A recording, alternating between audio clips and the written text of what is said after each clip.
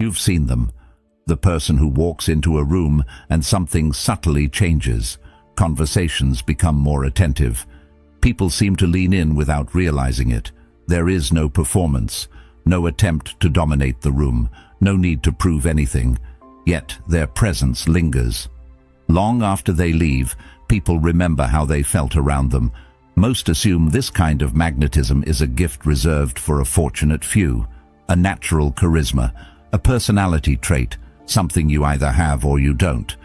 But the Stoics understood a different truth. The qualities that draw people towards someone are rarely loud or obvious. More often they are quiet habits of character, practiced so consistently that they become part of who a person is. What makes this so fascinating is that the most magnetic people are often the least concerned with being magnetic.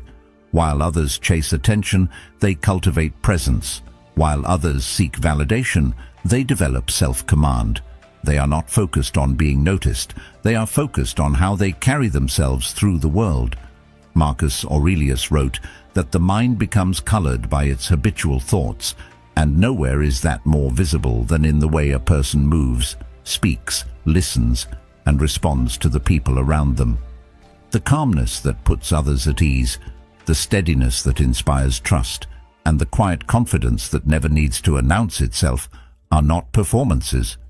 They are reflections of an inner life that has been carefully disciplined. And that changes the way magnetism is understood. It stops being something mysterious or reserved for a select few. It becomes something far more practical, a byproduct of self-mastery, the result of learning to govern impulses rather than obey them, to observe before reacting, and to remain grounded in situations that pull most people off balance. The qualities that make a person unforgettable rarely begin with other people at all. They begin within. And once that becomes clear, an entirely different way of thinking about connection starts to emerge. Most people begin losing their influence long before they ever open their mouths. It happens quietly, often without their awareness. They walk into a room already carrying a weight nobody else can see. Thoughts race beneath the surface. Am I making a good impression? Do I look confident enough? Am I saying the right thing? The mind becomes crowded with concerns about perception, and as attention turns inward, presence begins to fade. Instead of engaging with the people around them, they become absorbed in monitoring themselves. Every movement is examined. Every word is evaluated. Every silence feels dangerous. The result is subtle but powerful. They may be physically present, yet mentally they are somewhere else entirely. What makes this so fascinating is that people are far more perceptive than they realize. They may not consciously identify the source of someone's discomfort, but they can sense it. Emotional states are communicated constantly through posture, facial expressions, timing, and countless small signals that rarely reach conscious awareness. A person who feels tense often creates tension around them. Someone who seems uncertain about their place in a room often creates uncertainty around them. This is one reason first impressions are shaped by more than appearance or words. Long before a conversation begins, people are already responding to an emotional atmosphere. Many people spend years improving their communication while overlooking the state of mind it comes from. They focus on what to say, how to sound more interesting, or how to appear more confident. Yet the deeper issue often has little to do with technique. A mind consumed by self-consciousness struggles to connect because it is occupied with itself. Genuine connection requires awareness, and awareness cannot fully extend outward while it remains trapped inward. The more a person obsesses over how they are being perceived, the less available they become to the reality unfolding around them. This is why some individuals seem naturally magnetic, despite saying very little. Their influence is not rooted in performance. It comes from an unusual sense of ease. They are not constantly adjusting themselves in response to imagined judgments. They are not scanning every interaction for signs of approval or rejection. There is a steadiness about them that allows others to relax. Being around them feels different because they are actually present. Their focus is not fragmented by endless internal commentary. The Stoics understood something that remains deeply relevant today. They recognize that much of human suffering begins when people surrender control of their attention. The mind becomes reactive. Every opinion feels significant. Every criticism feels threatening. Every moment demands an immediate response.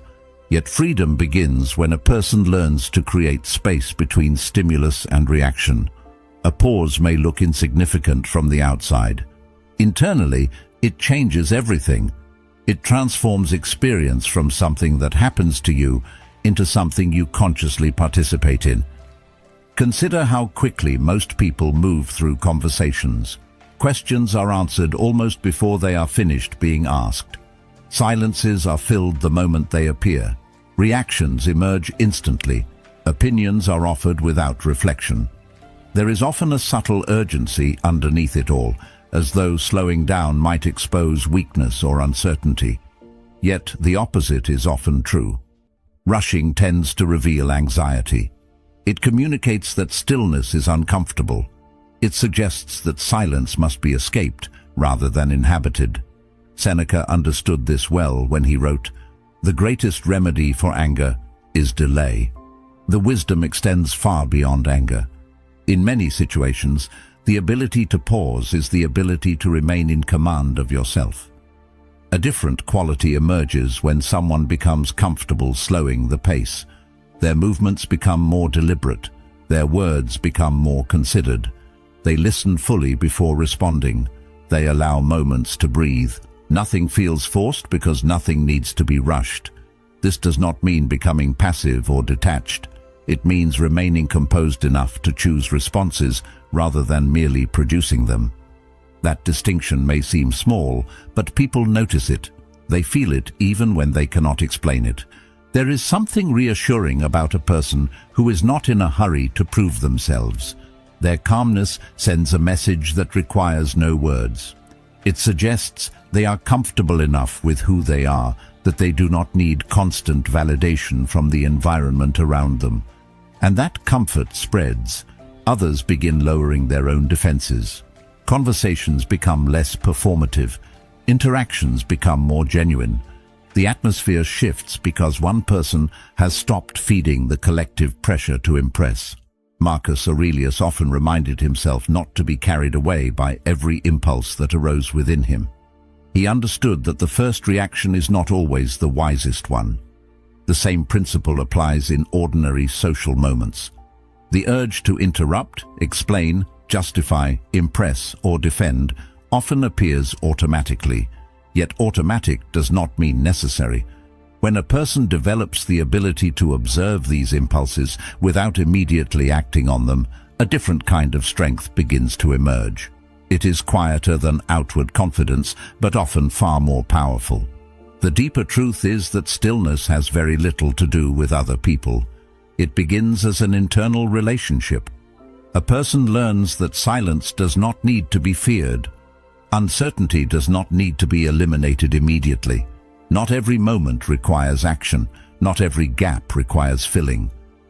As this understanding deepens, the mind becomes less reactive and more attentive. Energy once spent managing appearances becomes available for something far more useful: observation, listening, and genuine engagement. If these ideas resonate with you, consider subscribing as a reminder to keep returning to the work that matters most. The work of understanding your own mind, the work of becoming a little calmer, a little wiser, and a little less controlled by the noise around you. Real growth rarely arrives through dramatic breakthroughs. More often, it emerges through small moments of awareness repeated over time. If that journey matters to you, subscribing is a simple way to continue walking it. And perhaps that is where the deeper question begins. If stillness creates presence, what is it that makes another person feel truly seen?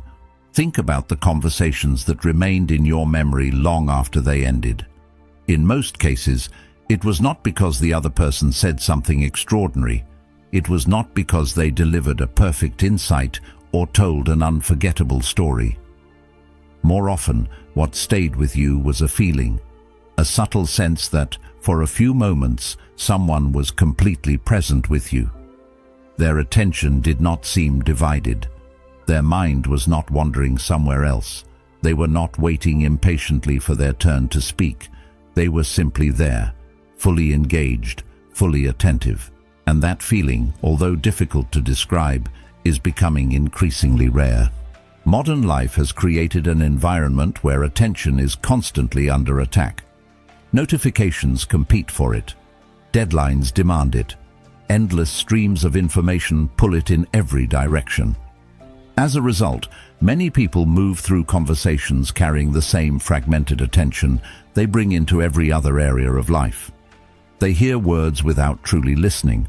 They nod while mentally rehearsing responses. They maintain eye contact while silently organizing their next thought. From the outside, everything appears normal. The conversation continues. Questions are asked. Answers are given. Yet something essential is missing beneath the surface. The absence is not always obvious, but people feel it. Human beings possess a remarkable ability to detect when attention is genuine and when it is merely being performed. Someone may smile, agree, and respond appropriately, yet still leave another person feeling unseen. Not because anything offensive was said, but because authentic engagement never occurred. The interaction becomes an exchange of words rather than an exchange of awareness. It satisfies the social requirement of conversation while failing to satisfy the deeper human desire for understanding. This tendency is not new. Long before smartphones, social media, and constant digital stimulation, the Stoics recognized how easily the mind becomes distracted from what is directly in front of it. They understood that wisdom begins with observation. Before a person can respond wisely, they must first learn to see clearly. Yet many people reverse this process. They become eager to express opinions before fully understanding what they are responding to. The impulse to contribute often arrives before the willingness to observe. Speech comes first. Understanding comes second. People who naturally attract trust often share this characteristic.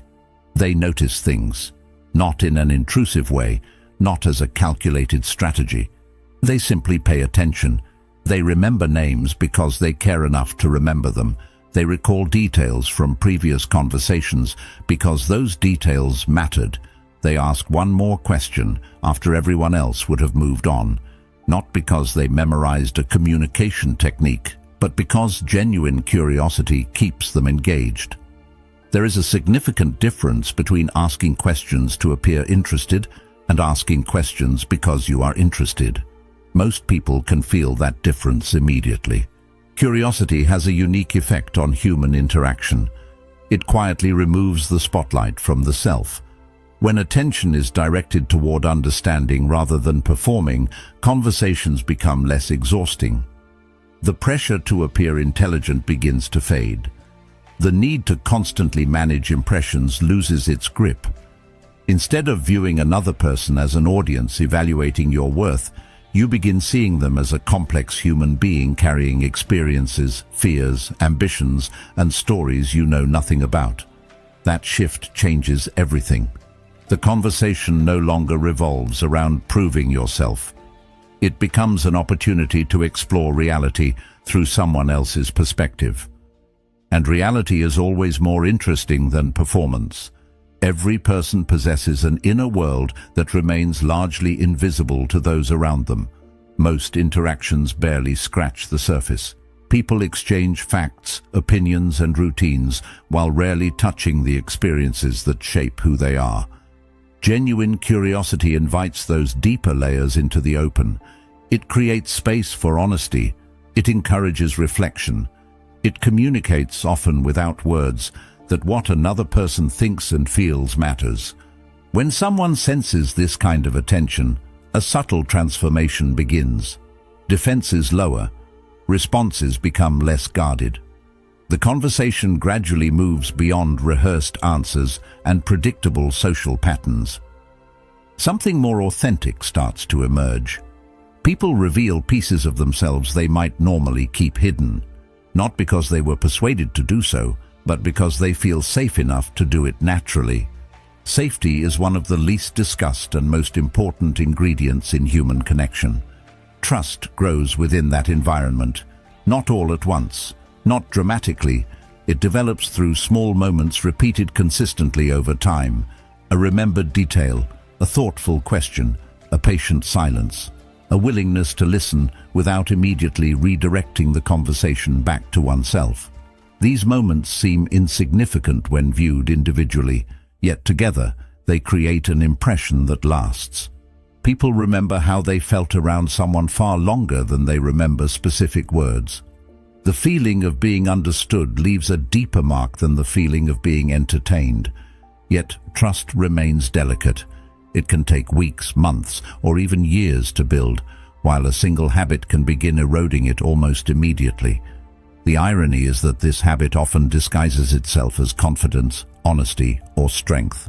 Many people engage in it without realizing the damage it causes.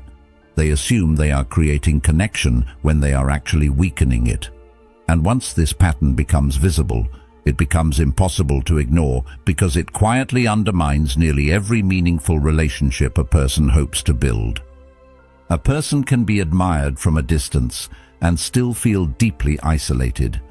History is filled with examples of individuals who were respected, envied, and celebrated while remaining emotionally disconnected from those around them. The reason is simple. Perfection creates separation. When someone appears completely untouched by struggle, other people often find it difficult to see themselves in that person. They may appreciate what they observe, but they cannot fully relate to it. The relationship remains one-sided. Respect exists, yet genuine closeness struggles to emerge.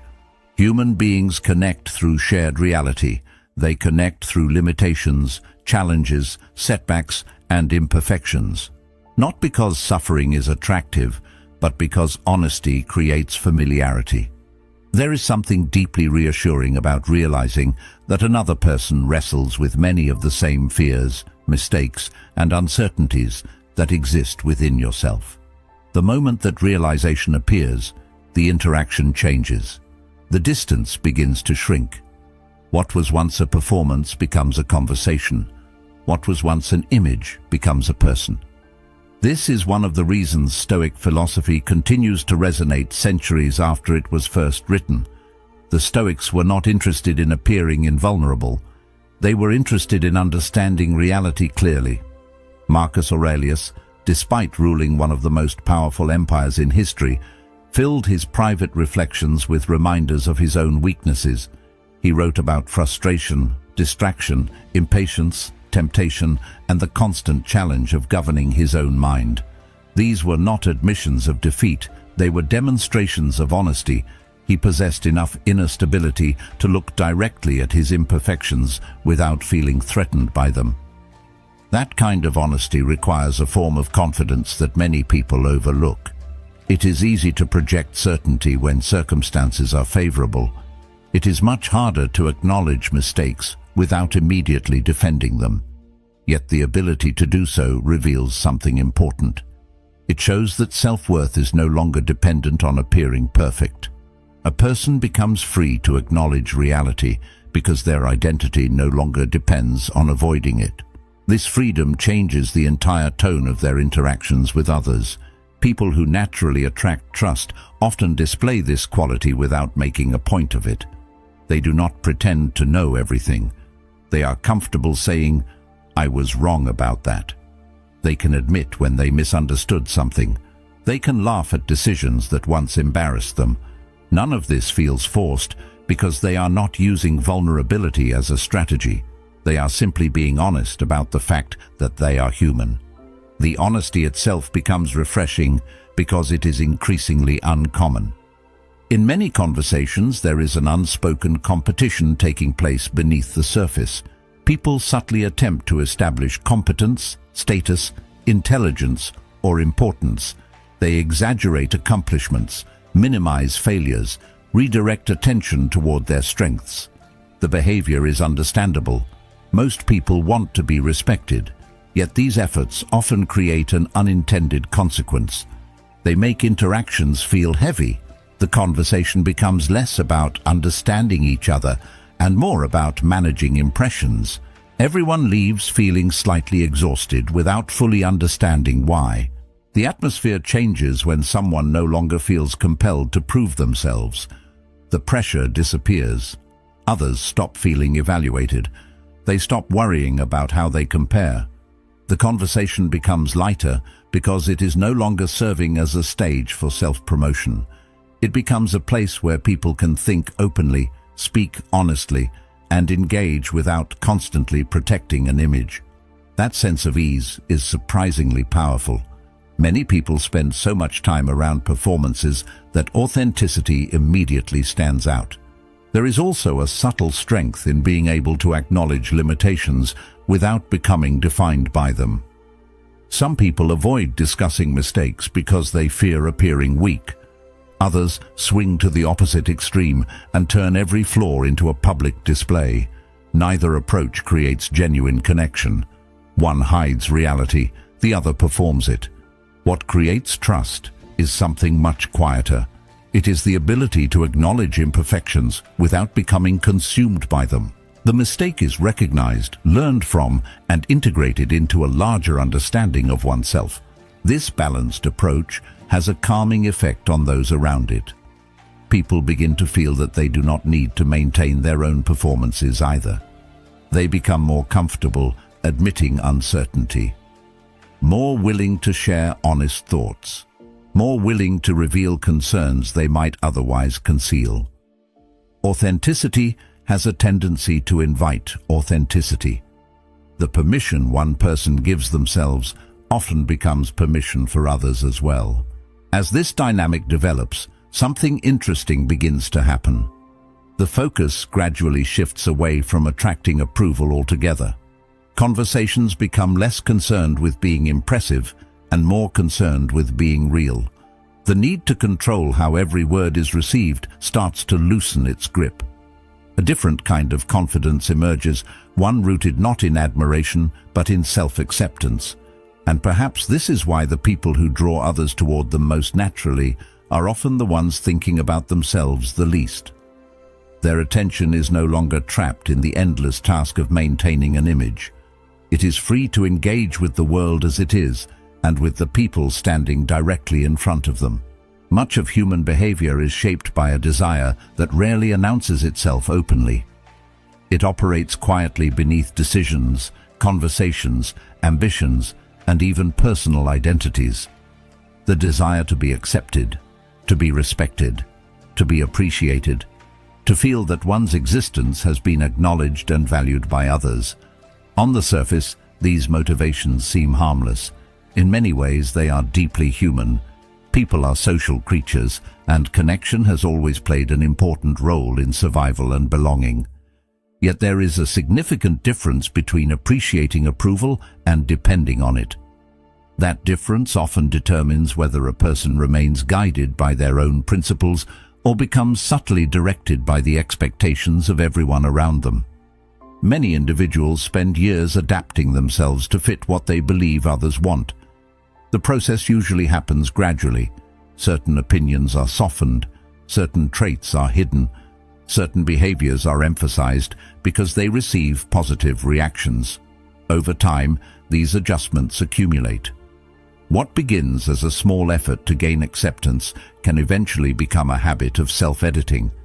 A person may not even realize how much of their behavior is being shaped by external validation. They simply notice that certain actions produce approval while others produce discomfort, and without conscious reflection, they begin organizing themselves around those reactions. The Stoics recognized this tendency as one of the most subtle threats to personal freedom. Their concern was not that approval itself was harmful. Approval can be pleasant, respect can be valuable, positive relationships can enrich life.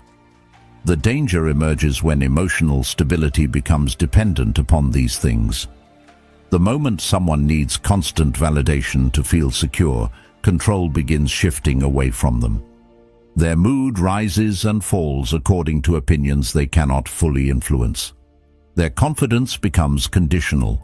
Their peace becomes negotiable. In effect, portions of their inner life are handed over to forces beyond their control. This dependency often reveals itself in surprisingly ordinary situations. A delayed response to a message creates anxiety. A disagreement feels like rejection. A lack of recognition feels like failure.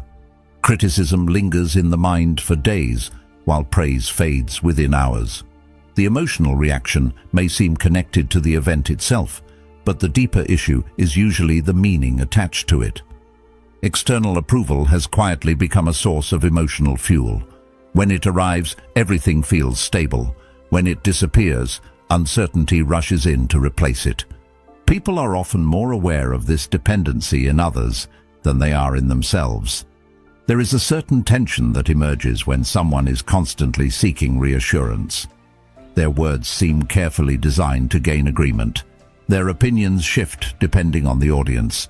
Their confidence appears strong until it encounters resistance. None of this necessarily makes them dishonest. More often, it reflects an underlying fear of disapproval. Yet others can sense it. Just as insecurity communicates itself without words, so does dependence on validation. Epictetus pointed directly at this tendency when he said, "If you want to improve, be content to be thought foolish and stupid." The moment a person stops making approval the measure of their worth, they begin to carry themselves differently, and people notice. This kind of independence should not be confused with indifference. Some people respond to the dangers of approval seeking by withdrawing emotionally. They convince themselves that caring less is the solution. Yet genuine independence is not coldness. It is not detachment from human connection. It is the ability to care without becoming controlled, to value relationships without becoming dependent upon them, to express ideas honestly without requiring universal agreement. The distinction matters because one creates distance while the other creates freedom. There is a quiet confidence that emerges from this freedom. It rarely announces itself. It does not need to dominate conversations or attract attention. In fact, it often appears remarkably ordinary.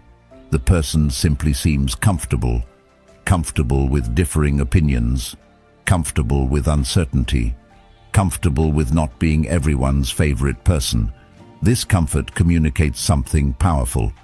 It suggests that their identity is rooted in something deeper than immediate social feedback. Ironically, this is often what attracts people in the first place. Many assume attraction is created through effort, performance, or persuasion. Yet there is something inherently appealing about someone who remains composed regardless of how much attention they receive. Their steadiness creates a sense of reliability. Others feel less pressure around them because they are not being asked to provide constant affirmation. The interaction feels lighter, more genuine, more relaxed. Certainty has a calming effect on the human mind. Not certainty in the sense of believing one knows everything, but certainty in the sense of being anchored within oneself. Life is unpredictable. Opinions change. Circumstances shift. People come and go. Someone who remains grounded amid those fluctuations naturally stands out. Their composure becomes a reference point in environments where emotions frequently rise and fall. They do not absorb every wave of approval or criticism.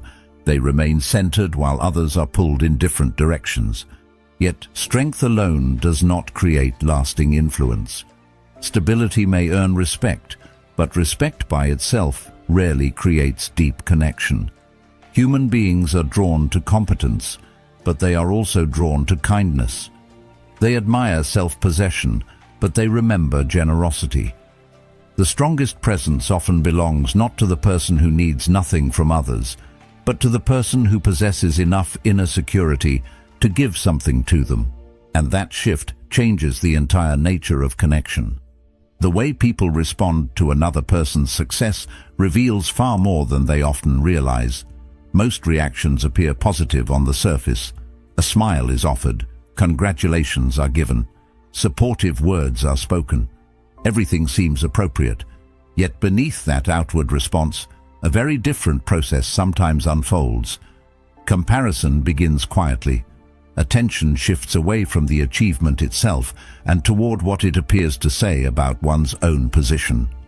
Another person's victory becomes a mirror, and instead of appreciating what is reflected in their life, many immediately begin evaluating what seems absent from their own. The achievement is no longer viewed as an isolated event. It becomes a measurement, a ranking, a subtle reminder of where they believe they stand. The Stoics paid close attention to this habit because they understood its hidden cost. Envy is often mistaken for a problem that harms relationships, but its deepest damage occurs internally. It slowly alters perception. Instead of seeing reality clearly, a person begins filtering everything through a lens of scarcity. Every achievement becomes evidence that there is less available. Every success becomes something to compete against rather than appreciate. The result is a constant state of dissatisfaction.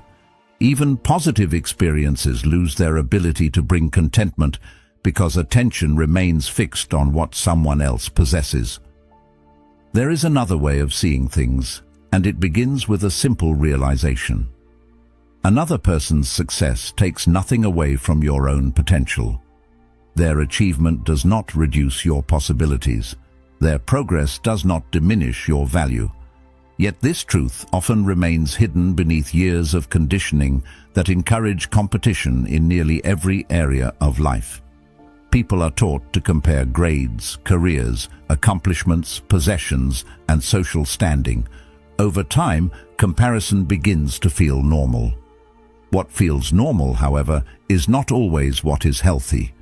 Those who possess a stronger presence tend to understand this instinctively. When someone else succeeds, they allow themselves to appreciate it fully. They do not search for reasons to minimize it. They do not immediately redirect attention back to themselves. They do not secretly hope the achievement fails to last. Instead, they become genuinely enthusiastic. They celebrate freely. They encourage openly. They recognize that another person's victory is not a threat. It is simply a victory. This sounds simple, yet it is surprisingly uncommon. Genuine enthusiasm for another person's success requires a certain level of inner security. Without that security, celebration becomes difficult because every achievement feels connected to personal worth. With that security, something changes. A person becomes capable of appreciating success wherever it appears.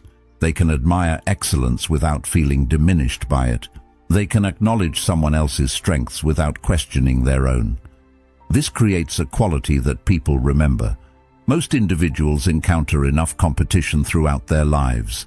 They experience criticism, comparison, judgment, and subtle forms of rivalry on a regular basis. Because of this, genuine encouragement stands out. It feels different. It feels rare. When someone responds to good news with authentic excitement, the reaction leaves an impression, not because the words themselves are extraordinary, but because the emotional experience is. The other person feels supported rather than evaluated. They feel celebrated rather than compared against. These moments accumulate over time.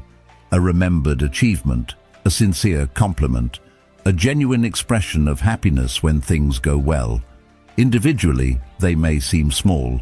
Collectively, they create something much larger. People begin forming an impression that extends beyond any single interaction. A reputation slowly emerges, not necessarily for being impressive, accomplished, or influential, but for being uplifting, for making others feel encouraged, for contributing positive energy rather than competition. Perhaps this is one of the least discussed forms of influence. It does not rely on authority, status, or persuasion.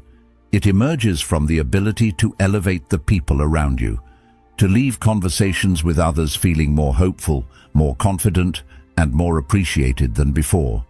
Few qualities create stronger connections than that. Yet even this rests upon something deeper. Encouragement, generosity, emotional independence, authenticity, and presence all emerge from the same underlying source. Remove that foundation, and the habits begin to feel forced. Strengthen it, and everything else starts to happen naturally. And that final shift changes not only how people experience you, but how you experience yourself. Most people move through their days without fully experiencing them. Their bodies occupy the present moment, but their minds are somewhere else entirely. Part of their attention is replaying conversations that ended yesterday. Another part is rehearsing situations that have not yet happened. Regrets compete with worries. Old mistakes compete with future uncertainties. Hours pass this way. Conversations occur. Opportunities appear and disappear. Entire experiences unfold, yet much of it barely registers because awareness is constantly being pulled away from what is happening now. This pattern feels normal, largely because it is so common. Many people assume that mental distraction is simply part of life. They become accustomed to carrying an endless stream of internal commentary wherever they go. While speaking to one person, they are thinking about another. While eating a meal, they are planning the next task. While sitting in a room, they are mentally revisiting events that can no longer be changed. The mind develops a habit of living almost everywhere except the place where life is actually occurring.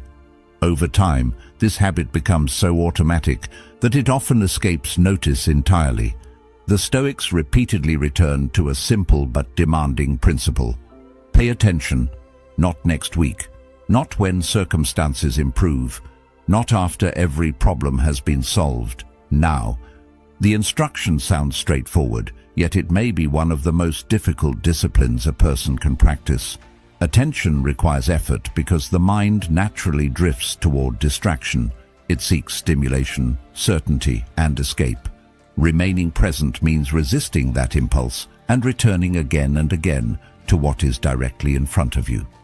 This begins with small observations: the tone of someone's voice, the atmosphere of a room, the expression that briefly crosses a person's face before they answer a question, the subtle signs of excitement, discomfort, confidence, or hesitation that often go unnoticed. These details are always present, yet many people miss them because they are too occupied by their own internal dialogue. They enter conversations focused primarily on themselves.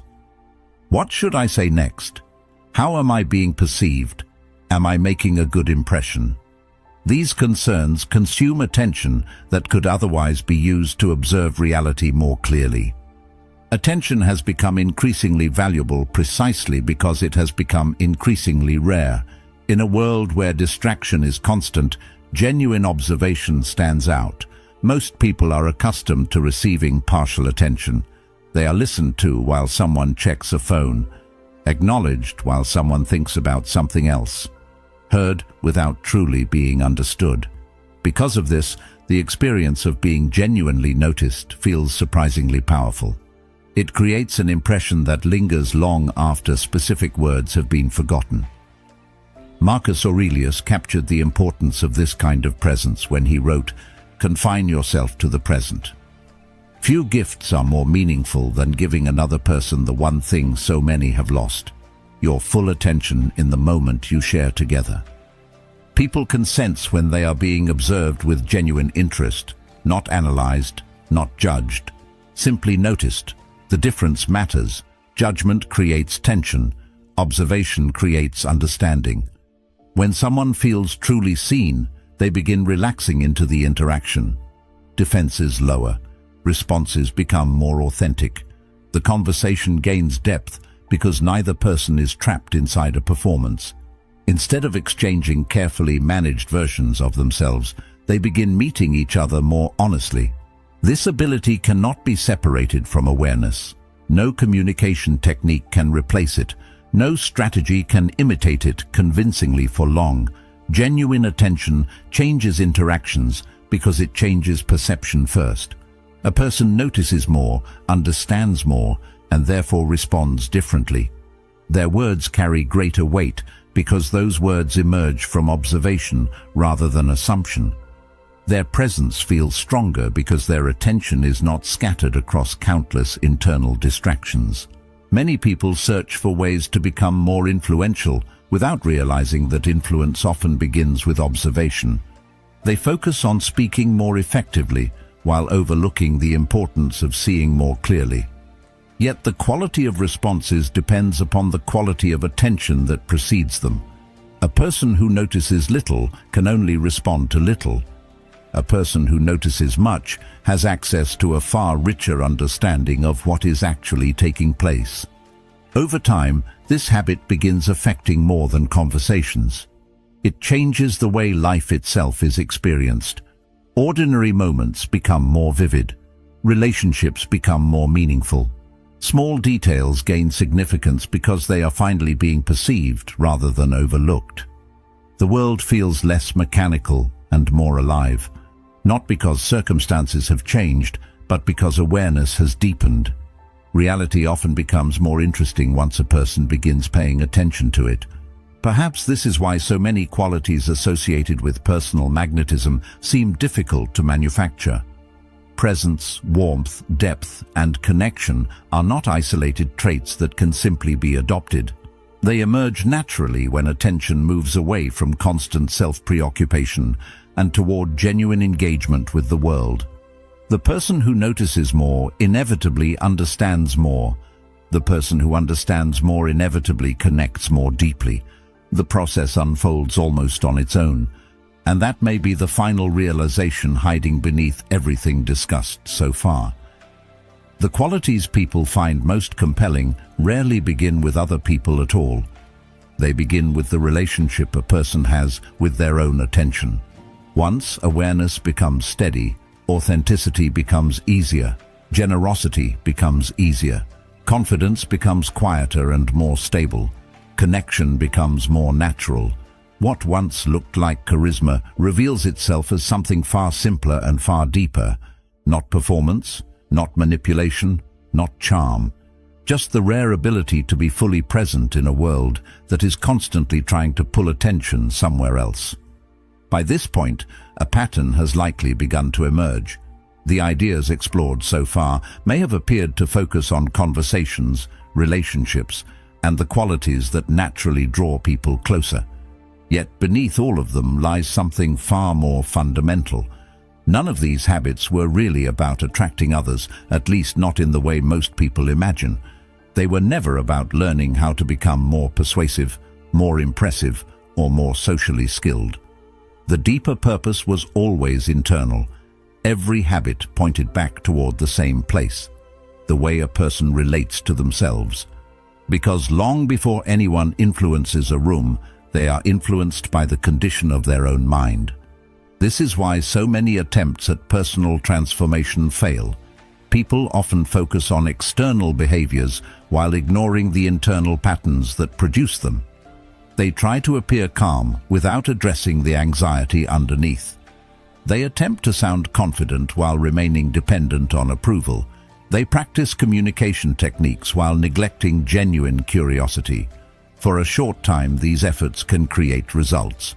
That gradual nature is precisely what makes the process so powerful. Lasting change is rarely built through intensity. It is built through consistency. A conversation at a time, a decision at a time, a day at a time. Most people underestimate the influence of small choices because they focus on immediate results. They want visible progress, instant transformation, clear evidence that their efforts are working. Yet, the most important developments often remain invisible for long periods. Character grows beneath the surface long before it becomes visible to others. Eventually, those repeated choices begin forming habits. What once required conscious effort starts becoming natural. Listening deeply no longer feels like a technique. Patience no longer feels like restraint. Authenticity no longer feels risky. The behaviors stop feeling separate from identity because they have been integrated into it. This is where something important begins to shift. A person is no longer trying to act differently. They have become different through practice. Habits, when repeated long enough, shape character. Character, in turn, influences every interaction. Not because it changes what someone says, but because it changes the energy from which those words emerge. Two people can speak the exact same sentence and create completely different impressions. The difference often lies beneath the words themselves. One speaks from insecurity, the other speaks from certainty. One seeks validation, the other expresses a genuine perspective. The language may be identical, yet the experience feels entirely different. Over time, character becomes visible in ways that cannot easily be imitated. It appears in moments of pressure, in moments of uncertainty, in moments where there is nothing to gain from pretending. People begin sensing a consistency between what someone says and who they are. Trust grows because there is less contradiction between appearance and reality. Others stop feeling as though they are interacting with a carefully constructed image. They feel they are interacting with a real person. Then something unusual begins to happen. The interactions that once felt difficult become easier. Conversations flow more naturally. People seem more receptive. Trust develops more quickly. Opportunities for connection appear without being forced. At first glance, it may seem as though others have changed. Yet the deeper truth is often the opposite. The person has changed. The quality of attention they bring into situations has changed. The emotional atmosphere they create has changed. As a result, the responses they receive begin changing as well. This is often the point where many misunderstand what is happening. They assume they have discovered a method for influencing people. In reality, they have discovered something far more valuable. They have reduced the internal obstacles that once prevented genuine connection. They are no longer trapped by constant self-consciousness, no longer driven by comparison, no longer controlled by the need for approval. The energy once spent managing these distractions becomes available for something more meaningful, and because of that, they walk into a room differently, not with greater force, not with greater effort, simply with greater presence. Others respond to it because authenticity is easier to trust than performance. Calmness is easier to trust than anxiety. Someone who no longer feels compelled to prove their worth creates a sense of ease that affects everyone around them. There is something profoundly compelling about a person who is comfortable being exactly who they are. Not because they believe they are perfect, but because they no longer need perfection to feel secure. In the end, that may be the deepest form of magnetism that exists. It is not created by controlling others. It emerges naturally when there is finally nothing left to prove. The truth is that the most magnetic people are rarely the ones trying to be magnetic. They are simply present. They listen when others are distracted. They remain steady when others are reactive. They focus on growth instead of comparison, understanding instead of judgment, and character instead of appearance. And over time, those small choices create a presence that no technique can imitate. Remember, every meaningful transformation begins the same way. One thought, one decision, one moment of awareness at a time. Keep practicing, keep observing, and keep becoming the person you would respect most. If this reflection resonated with you, take a moment to watch one of the videos on your screen now. Continue the journey. Continue strengthening the mind.